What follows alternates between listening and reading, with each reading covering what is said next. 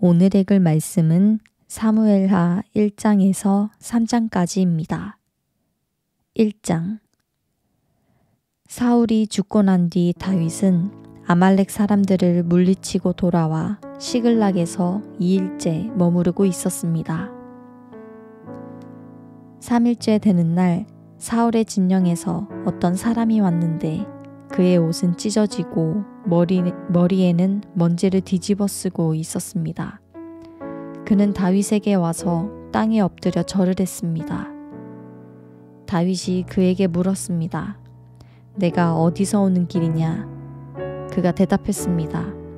저는 이스라엘 진영에서 도망쳐 나왔습니다. 다윗이 물었습니다. 무슨 일이 있었던 것이냐? 어서 말해봐라. 그가 대답했습니다. 사람들이 싸움터에서 도망쳤는데 그 가운데 많은 사람들이 쓰러져 죽었습니다. 사울과 그 아들 요나단도 죽었습니다. 다윗은 소식을 전한 그 젊은이에게 말했습니다. 사울과 그 아들 요나단이 죽었다는 것을 내가 어떻게 아느냐? 그 젊은이가 말했습니다. 제가 우연히 길보아 산에 올라갔는데 거기에서 사울이 자기 창에 기대어 있고 전차와 기마병들이 그를 바짝 쫓고 있었습니다. 그런데 사울이 뒤돌아 저를 보시며 부르시기에 제가 여기 있습니다 하고 말했습니다. 그랬더니 저더러 누구냐고 물어보아서 아말렉 사람이라고 대답했습니다. 그러자 그가 제게 내 옆으로 와서 나를 죽여다오. 내게 아직 목숨이 붙어 있어서 고통스럽구나 하셨습니다. 제가 보니 그가 이미 엎드려진 뒤라 살아날 가망이 없어 보여서 다가가서 그를 죽였습니다. 그리고 그 머리에 있던 왕관과 팔에 있던 팔찌를 벗겨 이렇게 내 주께 가져왔습니다. 그러자 다윗은 자기 옷을 잡아 찢었습니다. 그와 함께 있던 모든 사람들도 자기 옷을 찢었습니다.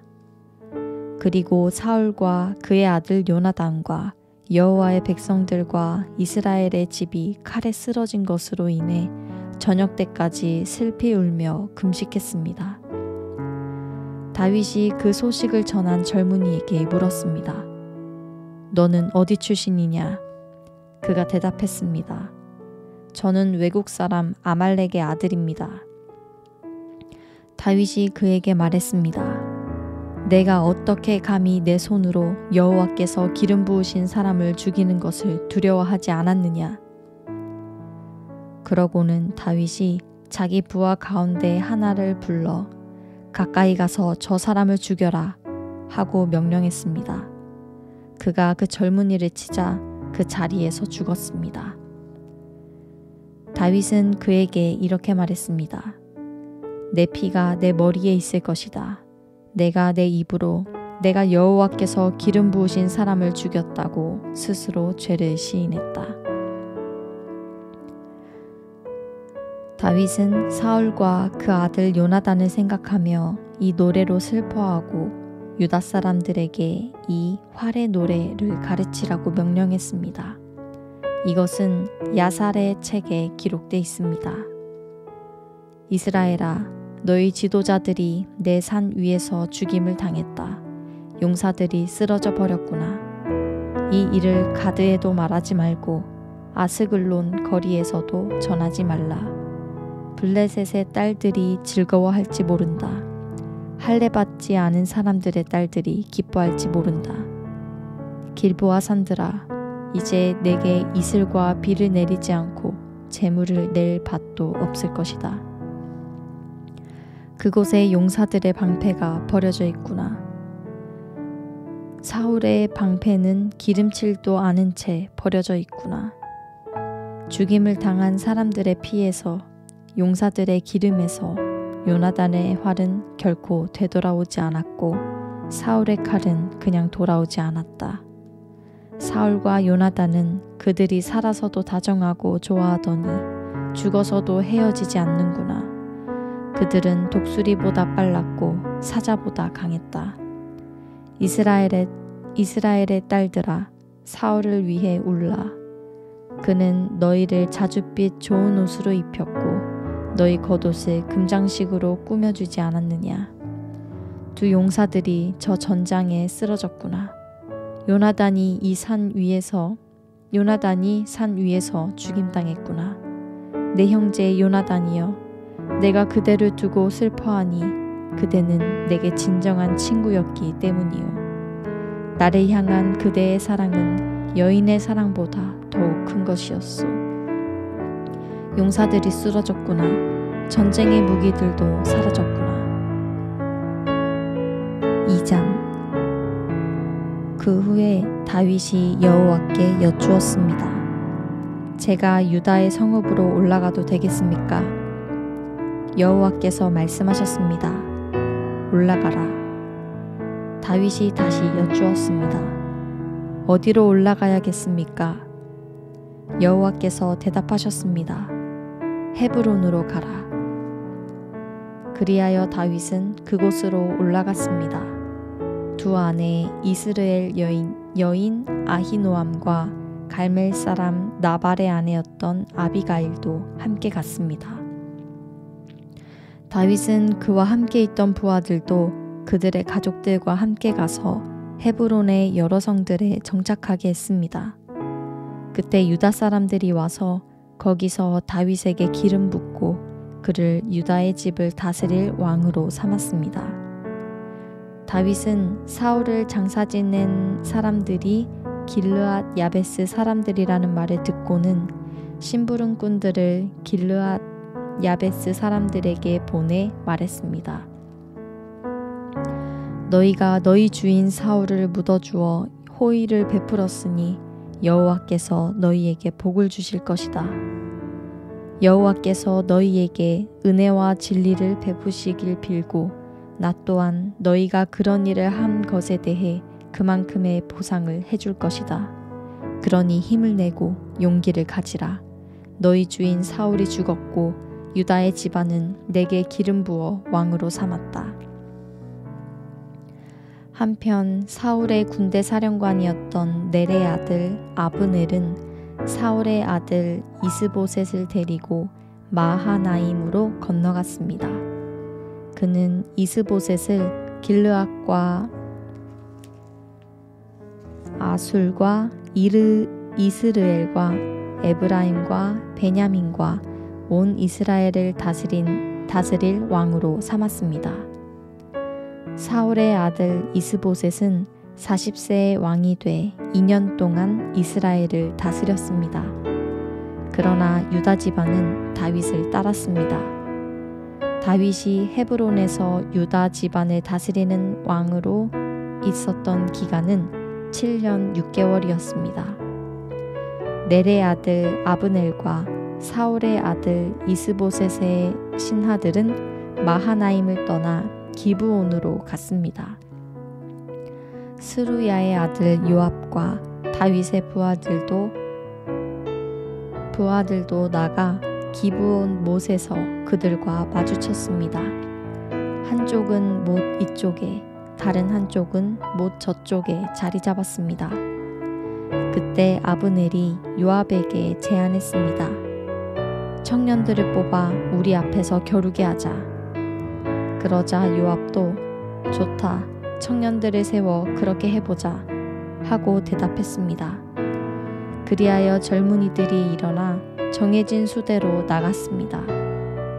베냐민 곧 사울의 아들 이스보셋 쪽에서 12명이 나갔고 다윗의 부하들 가운데서 12명이 나갔습니다. 그들은 서로 자기 적수의 머리를 잡고 칼로 그 적수의 옆구리를 찔렀습니다. 그러자 그들은 함께 쓰러졌습니다. 그래서 기브온에 있는 그곳을 헬갓 핫수림이라고 부르게 됐습니다. 그날의 싸움은 매우 치열했습니다. 결국 아브넬과 이스라엘 군사들이 다윗의 부하들에게 지고 말았습니다. 스루야의 세 아들 요압과 아비새와 아사헬이 거기 있었는데 아사헬은 들로루같이 발이 빠른 사람이었습니다. 아사헬이 아브넬을 쫓아갔는데 그는 좌우로 한눈 한번 팔지 않고 그를 따라갔습니다. 아브넬이 뒤를 돌아다보고 말했습니다. 아사헬아, 너로구나. 아사헬이 대답했습니다. 그래, 나다. 그러자 아브넬이 그에게 너는 좌우를 돌아보아 젊은 녀석을 하나 잡아 무기를 빼앗아라 하고 말했습니다. 그러나 아사헬은 옆을 보지 않고 계속 그에게 따라붙었습니다. 아브넬이 다시 아사헬에게 경고했습니다. 나를 쫓지 말고 돌아가라. 내가 너를 쳐서 땅에 쓰러뜨리게 할 이유가 무엇이냐? 그러면 내가 내 형 요압의 얼굴을 어떻게 보겠느냐? 그래도 아사헬이 물러가지 않자 아브넬은 창끝으로 아사헬의 배를 찔렀습니다. 창은 그의 등을 꿰뚫었고 그는 거기 쓰러져 그 자리에서 죽었습니다. 그러자 모두가 아사헬이 쓰러져 죽은 곳에 이르러 멈추어 섰습니다. 그러나 요압과 아비새는 아브넬을 계속 뒤쫓았습니다.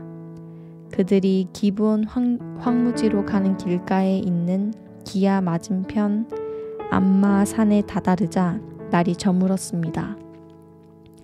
베냐민 쪽 군사들은 아브넬 뒤를 에워싸고 무리를 지어 산 꼭대기에 섰습니다. 아브넬이 큰 소리로 요압에게 말했습니다. 언제까지 그 칼이 사람을 집어삼켜야 하겠느냐? 이 일이 결국 고통으로 끝나리라는 것을 알지 못하느냐? 내가 언제쯤 내 부하들에게 형제들을 쫓지 말라고 명령하겠느냐? 요압이 대답했습니다. 하나님께서 살아계심을 두고 맹세하는데 내가 이 말을 하지 않겠다면 내 군대가 내일 아침까지 형제들을 쫓았을 것이다. 요압이 나팔을 불자 모든 군사들이 다 멈추어 서서 더 이상 이스라엘을 쫓지 않았고 싸우지도 않았습니다. 아브넬과 그의 군사들은 그날 밤 내내 행군해 아라바를 지나 요단강을 건넜고 계속해 비드론 지역을 지나 마하나임으로 갔습니다. 그때 요압이 아브넬을 쫓던 길에서 돌이켜 군사들을 모아보니 다윗의 부하들 가운데 19명과 아사헬이 없어졌습니다. 그러나 다윗의 부하들이 죽인 베냐민과 아브넬의 군사들은 360명이었습니다. 그들은 아사헬을 베들레헴에 있는 그 아버지의 무덤에 묻어주었습니다. 그러고 나서 요압과 그의 군사들은 밤새 행군해 동틀 무렵 헤브론에 닿았습니다. 3장 사울의 집안과 다윗의 집안 사이의 싸움은 오랫동안 계속됐습니다. 다윗 집안은 점점 더 강해졌고 사울 집안은 점점 더 약해졌습니다. 헤브론에서 다윗이 낳은 아들들은 이렇습니다. 그의 맏아들은 이스라엘 여인 아히노암이 낳은 암논이고 둘째는 갈멜 사람 나발의 아내였던 아비가일이 낳은 길르압이고 셋째는 그술 왕 달메의 딸 마아가가 낳은 압살롬이고 넷째는 핫깃의 아들 아도니야고 다섯째는 아비달의 아들 스바랴고 여섯째는 다윗의 아내 에글라가 낳은 이드르암입니다. 이들은 다윗이 헤브론에 있을 때 낳은 아들들입니다. 사울의 집안과 다윗의 집안 사이에 싸움이 있는 동안 아브넬은 사울의 집안에서 자신의 세력을 키워가고 있었습니다. 사울에게 첩이 있었는데 그 이름은 리스바고 아야의 딸입니다. 이스보셋이 아브넬에게 말했습니다. 어째서 내 아버지의 첩과 잠자리를 같이 할 수 있소? 그러자 아브넬은 이스보셋의 말에 몹시 화를 내며 대답했습니다. 내가 유다의 개의 머리인 줄 압니까? 오늘까지 나는 당신 아버지 사울의 집안과 그 형제들과 친구들에게 충성을 다했고 당신을 다윗에게 넘겨주지 않았습니다. 그런데 오늘 이 여자 때문에 나를 비난하다니. 이제 나는 여호와께서 다윗에게 약속하신 그 뜻대로 행할 생각입니다. 내가 그렇게 하지 않는다면 하나님께서 이 아브넬에게 심한 벌을 내리고 또 내리셔도 좋습니다. 여호와께서는 이 나라를 사울의 집안으로부터 옮겨 단에서부터 브엘세바에 이르기까지 이스라엘과 유다 위에 다윗의 보좌를 세우실 것입니다. 이스보셋은 아브넬이 두려워 더 이상 대꾸하지 못했습니다. 아브넬은 곧 심부름꾼들을 다윗에게 보내 말했습니다. 이 땅이 누구의 것입니까? 나와 조약을 맺읍시다. 내가 당신을 도와 온 이스라엘을 당신에게 돌려드리겠습니다. 다윗이 말했습니다. 좋다. 내가 너와 조약을 맺겠다. 그러나 조건이 하나 있다. 내가 나를 보러 올 때 사울의 딸 미갈을 먼저 데려오지 않고서는 내 얼굴을 보지 못할 것이다. 그러고 나서 다윗은 사울의 아들 이스보셋에게 심부름꾼들을 보내 이렇게 말했습니다. 내 아내 미갈을 주시오. 그녀는 내가 블레셋 사람 100명의 포피를 대가로 바치고 결혼했던 사람이요. 그러자 이스보셋은 사람을 보내 미갈을 라이스의 아들인 남편 발디엘에게서 데려왔습니다. 남편은 바후림까지 울며 아내를 따라왔지만 아브넬이 그에게 그만 집으로 돌아가라고 말하자 그는 되돌아갔습니다. 아브넬이 이스라엘 장로들과 상의했습니다. 당신들은 전부터 다윗을 왕으로 삼기를 원했습니다. 여호와께서는 이미 오래전부터 다윗에게 내 종 다윗의 손으로 내가 내 백성 이스라엘을 블레셋 사람들의 손과 그 모든 원수들의 손에서 구해낼 것이다 하고 약속하셨으니 이제 그렇게 하십시오. 아브넬은 베냐민 사람들에게도 그렇게 말했습니다. 그러고 나서 그는 이스라엘과 베냐민 온 집안이 좋게 생각한다는 것을 다윗에게 전하기 위해 헤브론으로 떠났습니다. 아브넬이 그의 부하 20명과 함께 헤브론에 있는 다윗에게 가니 다윗은 아브넬과 그의 부하들을 위해 잔치를 베풀어 주었습니다. 아브넬이 다윗에게 말했습니다.